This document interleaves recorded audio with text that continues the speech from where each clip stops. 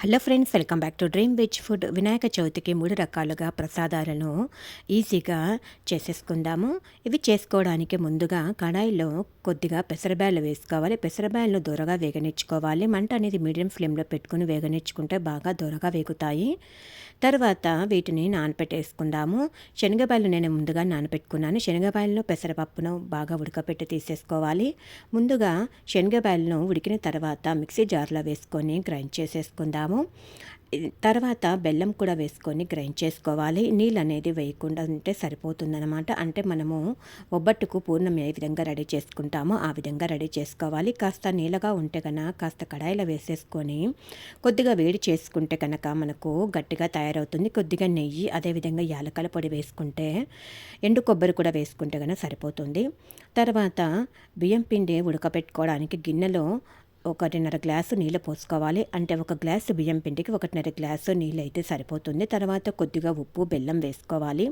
నీళ్లు బాగా తెల్లిన తర్వాత బియ్యం పిండిని వేసేసుకుందాము.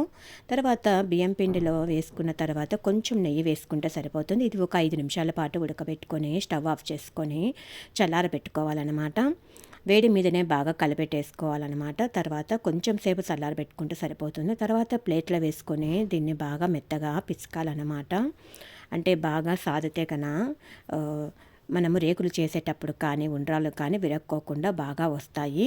ఈ విధంగా చూపించిన విధంగా బాగా మెత్తగా అనుకొని ముద్ద మాదిరి చేసుకుంటే సరిపోతుంది. ఈ విధంగా ముద్ద చేసుకొని చిన్న చిన్న ఉంటలుగా చేసుకొని పక్కన పెట్టుకోవాలి. ఒక 5 ఉంటలుగా చేసుకున్నాను నేను.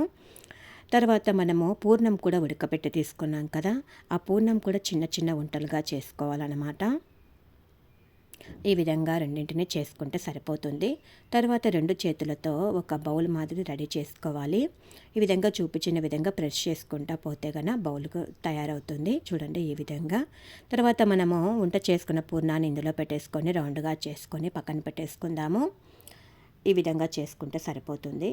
తర్వాత ఇంకొక వంటను తీసుకొని చిన్న ముద్దను తీసుకొని మనము రేకులలాగా ప్రెస్ చేసుకోవాలి. చిన్న చిన్న రేకులు ప్రెస్ చేసుకుంటే సరిపోతుంది.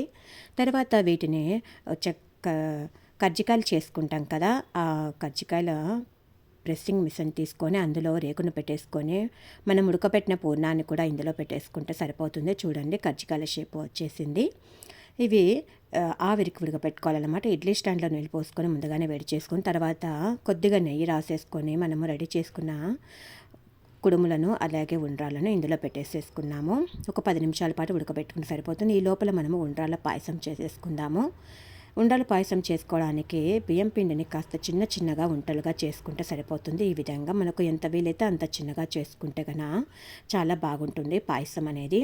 తర్వాత ఈ విధంగా చేసిన తర్వాత కడాయిలో కాస్త నెయ్యి వేసుకొని కొద్దిగా ముంతమాడ పప్పు వేసుకొని వేగనిచ్చుకోవాలి. తర్వాత కొద్దిగా ద్రాక్ష కూడా వేసుకొని వేగనిచ్చుకొని పక్కన పెట్టేసుకున్నాము. తర్వాత అదే కడాయిలోనే కొద్దిగా బెల్లం వేసుకొని నీళ్లు పోసుకొని బాగా ఉడకబెట్టుకోవాలన్నమాట. అంటే బెల్లం కరిగేంత వరకు ఉడికితే సరిపోతుంది. తర్వాత ఇందులో మనం రెడీ చేసుకున్న ఉండ్రాలను వేసేసుకుందాము. ఉండ్రాలు వేసుకొని ఒక 10 నిమిషాల పాటు మీడియం ఫ్లేమ్లో పెట్టుకొని బాగా ఉడకబెట్టుకోవాలి. అప్పుడే మనకు పిండిలో బాగా జ్యూసీగా తయారవుతుందన్నమాట ఉండ్రాలు. ఇప్పుడు ఇందులో వచ్చేసి మనం ముందుగానే ఉడకపెట్టి తీసుకున్నాం కదా పెసరపప్పును, ఆ పెసరపప్పును ఇందులో వేసేసుకోవాలి. తర్వాత కొంచెం బియ్యం పిండిలో నీళ్ళు పోసుకొని ఆ నీళ్ళు కూడా ఇందులో వేసేసుకుందాము.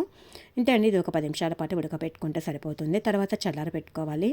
చల్లారిన తర్వాత మాత్రమే పాలు పోసుకుంటే పాయసం అనేది విరగకుండా చాలా బాగుంటుంది.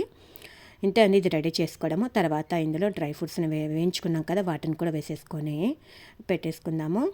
రెడీ అయిపోయింది పాయసము. ఇవి కూడా రెడీ అయిపోయినాయి, బాగా ఆవిరికి ఉడికినాయి కాబట్టి బాగా రెడీ అయిపోయినాయి అన్నమాట. చూడండి వీటిని కూడా పక్కకు తీసేసుకుందాము. ఇంతే అండి, వినాయక చవితికి 3 రకాలుగా ప్రసాదాలను ఈజీగా చేసేసుకోవచ్చు. మీరు కూడా ఒకసారి ఈ విధంగా ట్రై చేసి చూడండి. వీడియో నచ్చినట్లయితే లైక్, షేర్, సబ్స్క్రైబ్ చేసుకోండి. Thank you for watching.